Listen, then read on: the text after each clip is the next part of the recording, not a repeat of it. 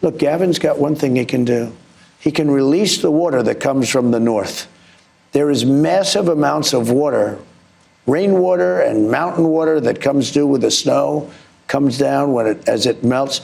There's so much water, they're releasing it into the Pacific Ocean. And I told him, it's a political thing for the Democrats. President Trump did not hold back when speaking to Sean Hannity about the devastating California wildfires and how essentially Governor Gavin Newsom is to blame.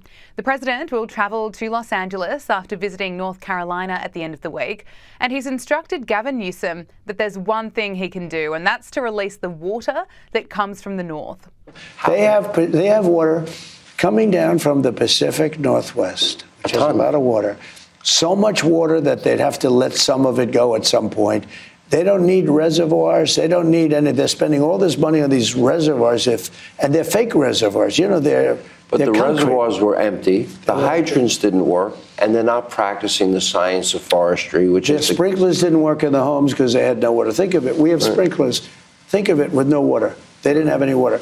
It's not the first time Donald Trump has put Gavin Newsom on notice.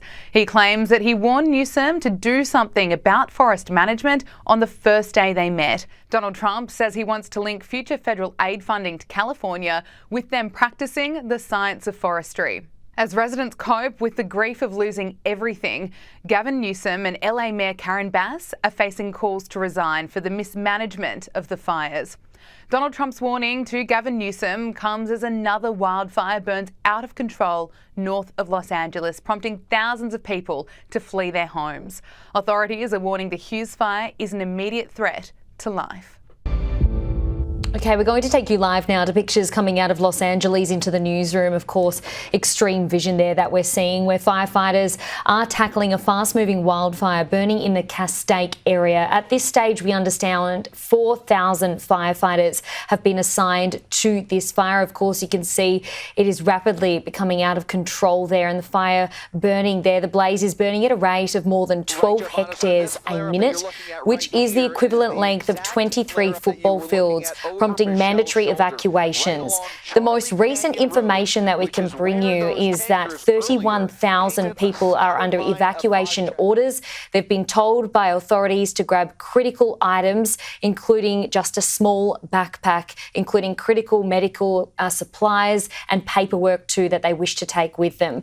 We understand a further 23,000 people are under evacuation warnings at the moment and have been told to potentially get ready to evacuate and leave their homes.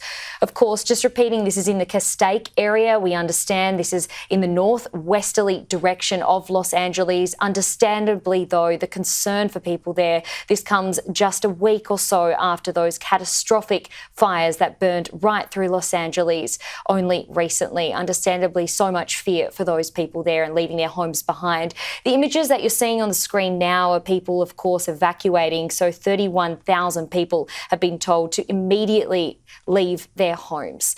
We will, of course, bring you updates on this. The firefighters there and those on the front line just doing incredible work at the moment to establish perimeters in the area and also contain those hotspots that have been burning overnight. We know that the winds can be so unpredictable and can change within a moment's notice.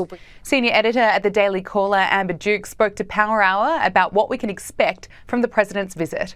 Well, in LA, Donald Trump has been talking about the need to, of course, pass federal assistance for the recovery efforts in Los Angeles and in North Carolina as well. But the LA efforts are particularly prescient because Trump wants to roll that aid package into a larger reconciliation bill that includes a lot of his other policy priorities. And he's hopeful that tacking on the LA wildfire funds will entice some Democrats to vote for that package. However, if Republicans get their way, like Speaker Johnson has suggested, and attach conditions to that aid, then the Democrats might again leave that reconciliation bill and decide to vote against it. So this is really a big political football right now as Republicans in Congress figure out the best way to ensure that the California officials who allow this to happen are held accountable, while also making sure that the people of LA are not punished for their efforts.